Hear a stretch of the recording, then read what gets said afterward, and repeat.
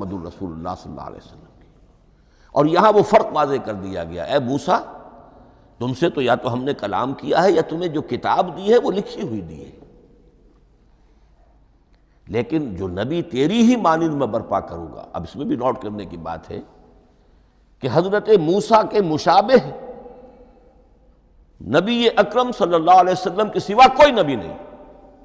صاحب کتاب وہ بھی تھے، صاحب کتاب محمد بھی ہیں، صاحب امت وہ بھی تھے، اور صاحب امت محمد رسول اللہ تیری مانند۔ صاحب شریعت، حضرت عیسیٰ صاحب شریعت نہیں تھے، شریعت موسوی ہی کو نافذ کرنے کے لیے آئے تھے۔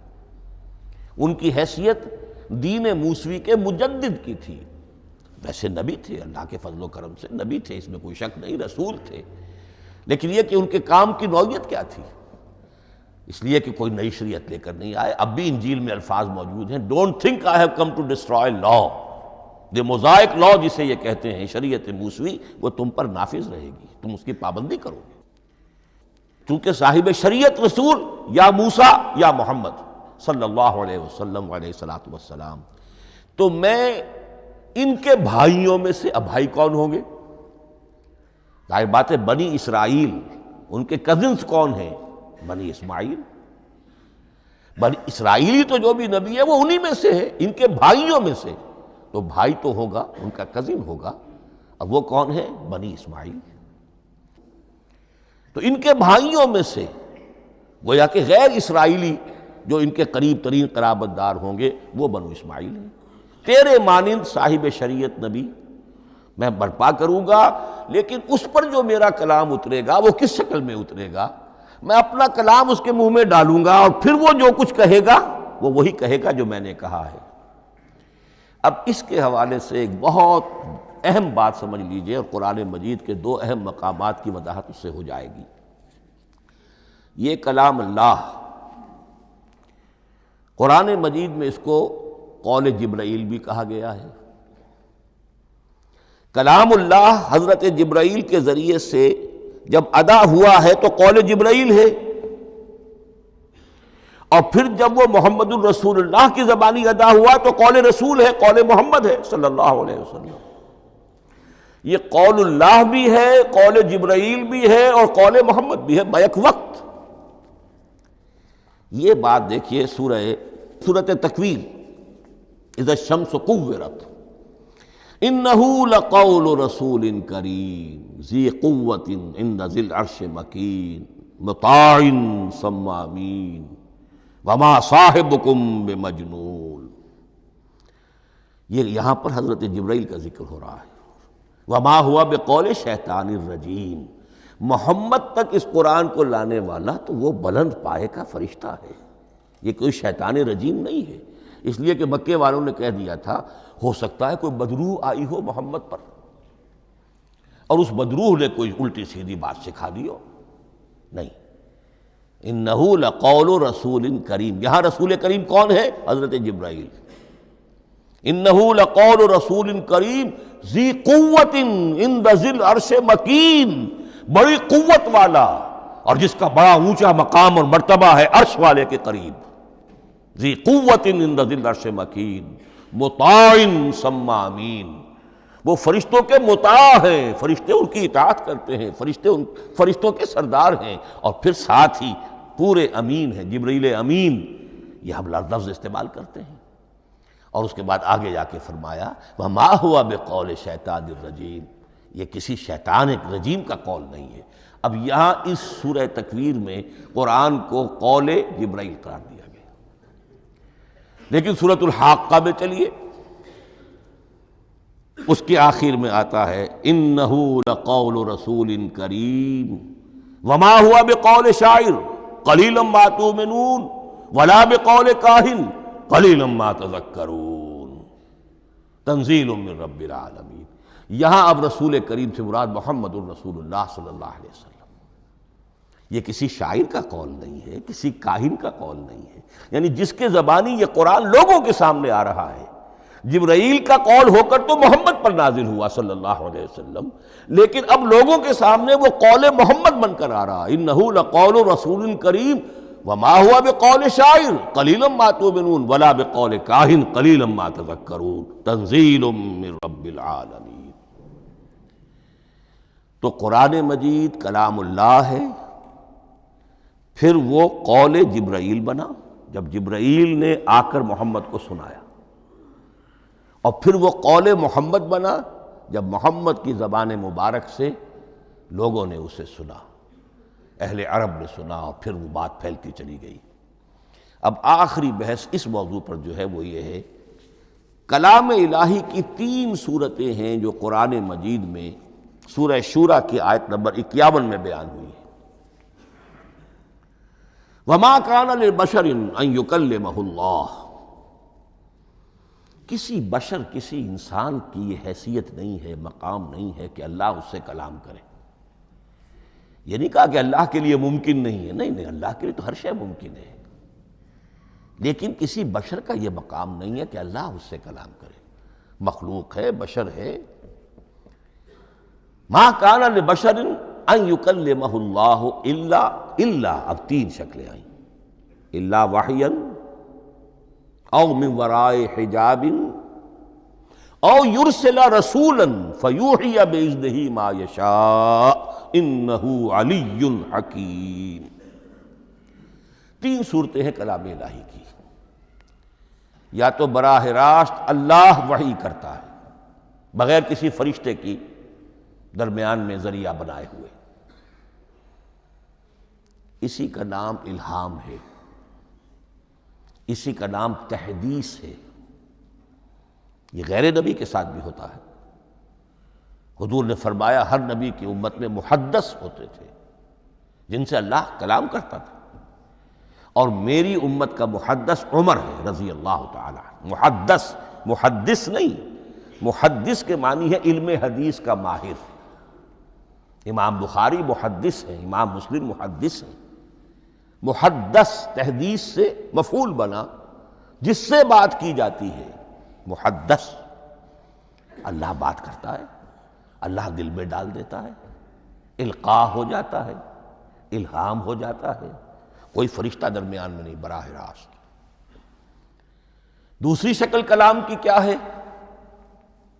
او من وراء حجاب، یہ ہمارے علم کی حد تک صرف حضرت موسیٰ علیہ السلام کی شان ہے، استثنائی شان ہے۔ وَكَلَّمَ اللَّهُ مُوسَىٰ تَكْلِيمًا، اور موسیٰ کے ساتھ تو اللہ نے کلام فرمایا جیسے کہ کلام کیا جاتا ہے۔ فرق کیا تھا؟ من وراء حجاب، پردہ تھا، دیکھ نہیں سکتے تھے، تبھی تو ان کی وہ آتشی شوق بھڑکی تھی۔ کیا قیامت ہے کہ چلمن سے لگے بیٹھے ہیں، صاف چھپتے بھی نہیں، سامنے آتے بھی نہیں، کلام بھی فرما رہے ہیں، لیکن یہ کہ بات مجھے دیدار عطا کرنے کے لیے تیار نہیں، رب ارنی انظر الیک۔ لیکن یہ جو کلام ہے ہمارے علم کی حد تک براہ راست اس دنیا میں حضور سے ہوا ہے معراج کی شب، لیکن وہ 7ویں آسمان پر ہوا۔ اس دنیا میں ہمارے علم کی حد تک یہ کلام براہ راست من ورائے حجاب صرف حضرت موسیٰ علیہ السلام کی استثنائی شان ہے۔ اور تیسرا ہے او یرسل رسولا فیوحی باذنہ ما یشاء، یا تیسری صورت یہ کہ اللہ کسی پیغامبر کو بھیجتا ہے جو وحی کرتا ہے جو اللہ چاہتا ہے۔ یہ تیسری شکل ہے وحی کی۔ قرآن مجید اس تیسری شکل میں نازل ہوا ہے محمد الرسول اللہ صلی اللہ علیہ وسلم پر۔ حضور کو جو الہام ہو جاتے تھے، جو حضور کو القاء ہو جاتا تھا، جو آپ کے دل میں براہ راست اللہ کی طرف سے وحی آتی تھی، وہ قرآن میں شامل نہیں ہے۔ اگرچہ حضور کے خواب بھی سچے تھے، وہ بھی اللہ کی طرف سے ہوتے تھے، شیطان کی آمیزش نہیں ہو سکتی تھی، لیکن یہ بھی قرآن میں شامل نہیں ہے۔ قرآن میں شامل ہے تیسری قسم کی وحی، او یرسل رسولا، پھر ہم بھیجتے ہیں ایک پیغامبر کو فرشتوں میں سے۔ اللہ یستفی من الملائکۃ رسلا ومن الناس، اللہ چن لیتا ہے فرشتوں میں سے بھی اپنا پیغامبر اور انسانوں میں سے بھی۔ تو فرشتے کے ذریعے سے ایک فرشتہ جو اللہ سے لیتا ہے اور انسان، رسول انسان تک پہنچا دیتا ہے۔ اب وہ رسول انسان، رسول بشر جو ہے وہ اپنے ہم نوع، ہم جنس لوگوں کو پہنچاتا ہے۔ تو اللہ یستفی من الملائکۃ رسلا ومن الناس، یہاں وہی بات فرمائی او یرسل رسولا فیوحی باذنہ ما یشاء، پھر وہ وحی کرتا ہے اللہ کے حکم سے جو اللہ چاہتا ہے۔ یہ کلام الہی کی یہ تیسری شکل ہے جو محمد الرسول اللہ صلی اللہ علیہ وسلم پر نازل ہوا، اور وہ ہے قرآن حکیم۔ اب ایک اور بحث جو علمی ہے وہ یہ ہے کہ حضور پر جو اس کا نزول ہوا اس کی کیفیات کیا تھی۔ دو الفاظ استعمال ہوتے ہیں، انزال بھی اور تنزیل بھی۔ ان دونوں میں فرق کیا ہے اس کو نوٹ کر لینا چاہیے۔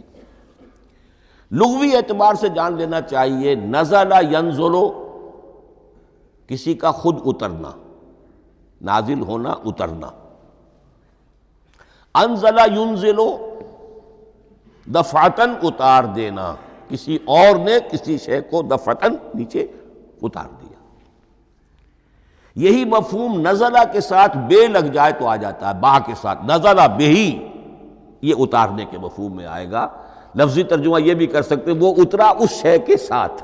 نزلہ بہ الروح الامین، اس کو لے کر نازل ہوا خود روح الامین فرشتہ علی قلبک، اے محمد صلی اللہ علیہ وسلم آپ کے قلب مبارک پر۔ تو نزلہ بے اور انزال اس کے معنی ایک ہی ہے، لیکن اگلا لفظ ہے تنزیل، نزل ینزل تنزیلا، اس کے معنی ہے رفتہ رفتہ، تدریجاً، نجماً نجماً، تھوڑا تھوڑا کر کے، وقفے وقفے سے اتارنا۔ جیسے عربی میں اعلام کہیں گے کسی کو کچھ بتا دینا، باخبر کر دینا، مطلع کر دینا، بھائی مطلع کر دیا میں نے، اب تم جانو تمہارا کام، یہ اعلام کہلائے گا۔ تعلیم کسے کہتے ہیں؟ سکھانا، درجہ بدرجہ، دیکھنا اس کی استعداد کیا ہے، آج یہ کیا بات سمجھ سکتا ہے، میں اتنے ہی درجے تک سمجھاؤں، اب کل میں اسے مزید سمجھاؤں گا، پرسوں مزید سمجھاؤں گا۔ یہ درجہ بدرجہ کسی شے کو سمجھانا، یہ تعلیم ہے۔